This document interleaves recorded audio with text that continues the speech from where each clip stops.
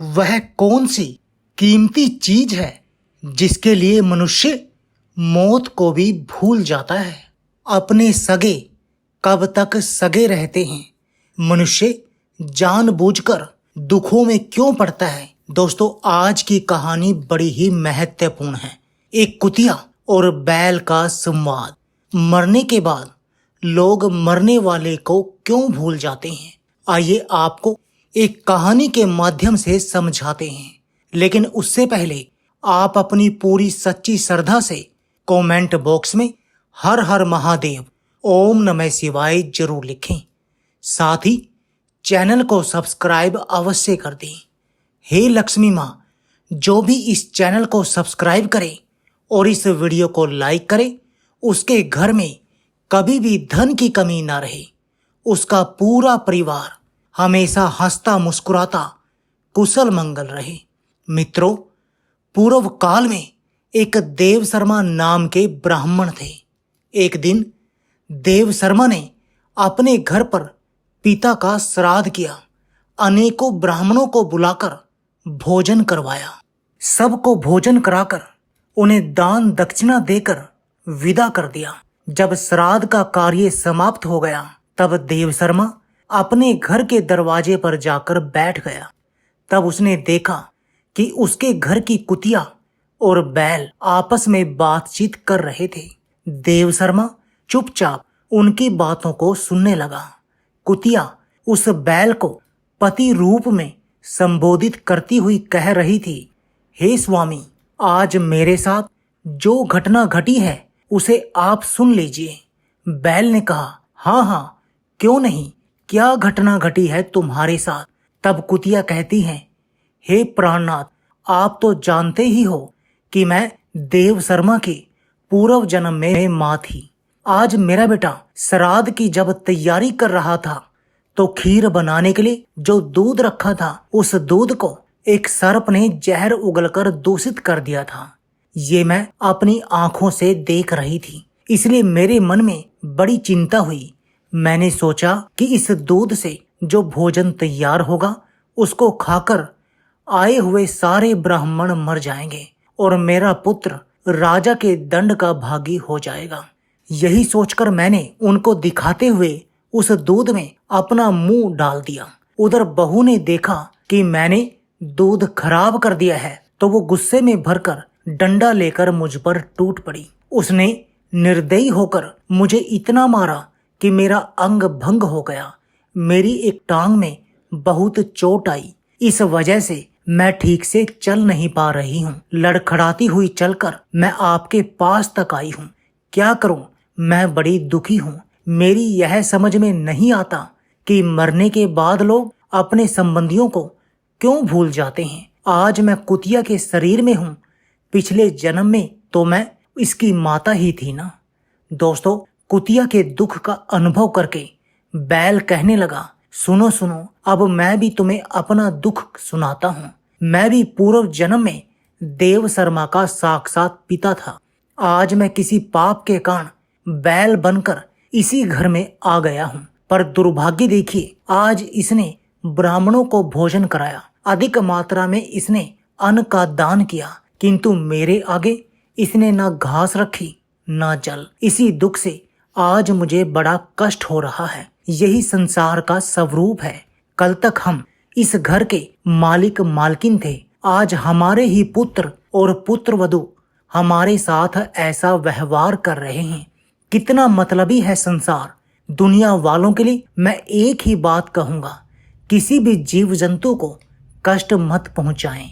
हो सकता है वो पूर्व जन्म में तुम्हारा कोई सगा संबंधी रहा हो, जिससे तुम उस समय तो बहुत प्यार करते थे, लेकिन दुर्भाग्य से जब वो पशु पक्षी की योनि में चला गया तो आप उसे निर्दयतापूर्ण तरीके से मारते पीटते हो, उसकी जान तक ले लेते हो। जरा सोचो, जब वो तुम्हारा कोई सगा रहा होगा, उस समय यदि किसी ने उसे मारा पीटा होगा तो आपको कितना कष्ट हुआ होगा। आज वो शरीर बदलकर किसी अन्य शरीर में जन्म लेकर आ गया तो आपको उससे बिल्कुल ही ममता नहीं रही। क्यों उसे मारते पीटते हो? उसके भोजन पानी की आपको चिंता क्यों नहीं रहती?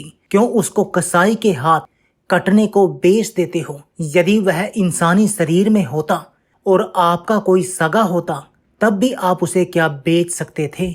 जरा विचार कीजिए। हर जीव पर दया रखना मानव का धर्म है, तभी तो मानव श्रेष्ठ है। यदि आप मानव होकर भी पशुओं सा बर्ताव करते हैं तो आपसे अच्छा तो फिर पशु ही है।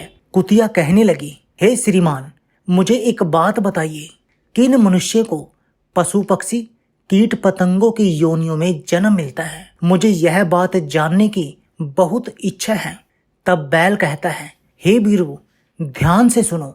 जीवन मरण और अगला जन्म मनुष्य के कर्मों पर निर्भर करता है। कुछ लोग गलत काम करने वाले ये सोचते हैं कि कोई उन्हें नहीं देख रहा, जो मन में आए वो करो, और इसी भ्रम के चलते कई बार लोग दूसरों का नुकसान पहुंचाते हैं, बेवजह किसी को मार डालते हैं, चोरी डकैती और अपनों के साथ धोखा करते हैं। इन्हीं कर्मों के गंभीर परिणाम उन्हें अगले जन्म में सांप और बिच्छू, शेर, चीता बनकर भुगतने पड़ते हैं। मनुष्य जन्म में जो अपना मन पाप कर्मों में लगा लेता है, अपनी प्रवृत्ति हिंसक, मांसाहारी या कामुक बना लेता है, उसी के आधार पर उसे अगला शरीर दे दिया जाता है। शास्त्रों के अनुसार अलग अलग तरह के पाप कर्म करने से उसे अलग अलग तरह के शरीर धारण करने पड़ते हैं। दूसरे की पत्नी से संबंध रखने पर पहले तो वो घोर नरक में कष्ट पाता है, फिर उसे नारकीय जीवन मिलते हैं, जैसे कुत्ता, भेड़िया, गिद्ध, बंदर, सियार, सांप, कौवा, बुगला इत्यादि।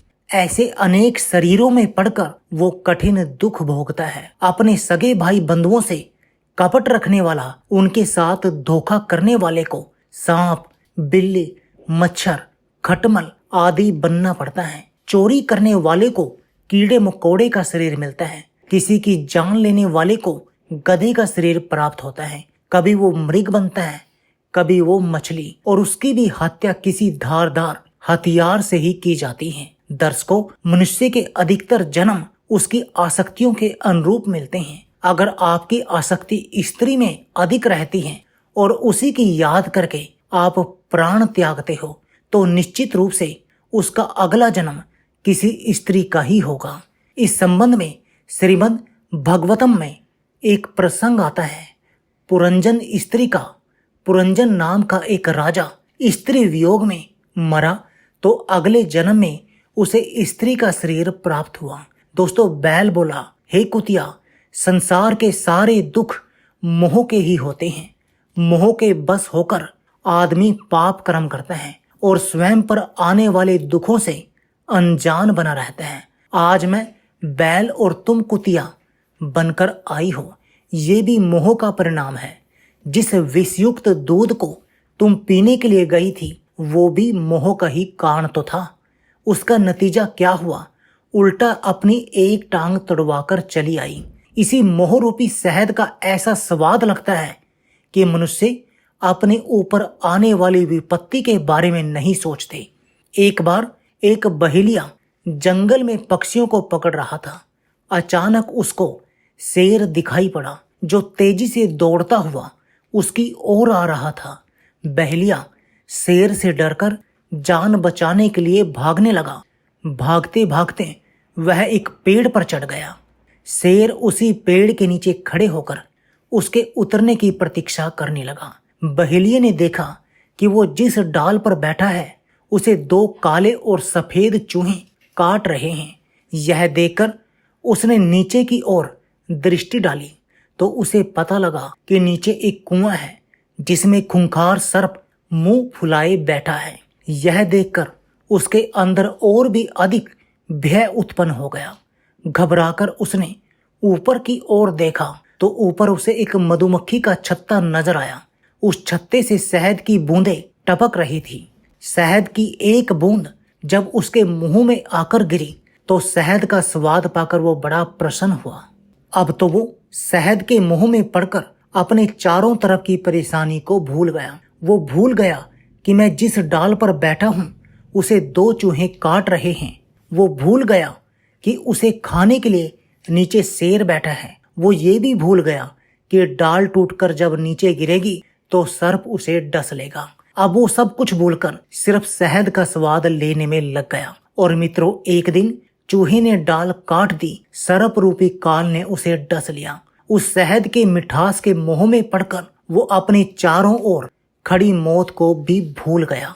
यही हाल हम सबका है। मोह के कारण ही मनुष्य दुखों में पड़ता है। मोह के कारण ही पाप कर्म करता है।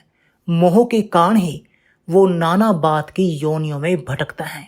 जो इस मोह से निकल जाता है उसके जीवन में कभी शोक और दुख का अवसर नहीं आता। यदि तुम संसारिक पदार्थों में ममता रखोगे तो दुख से सदैव सताए जाओगे। मित्रों, उम्मीद करता हूँ ये कहानी आपको जरूर कोई सीख देकर गई होगी। तो चलिए मिलते हैं अगले वीडियो में एक नई चर्चा के साथ। आप सभी का बहुत बहुत धन्यवाद। जय श्री कृष्ण।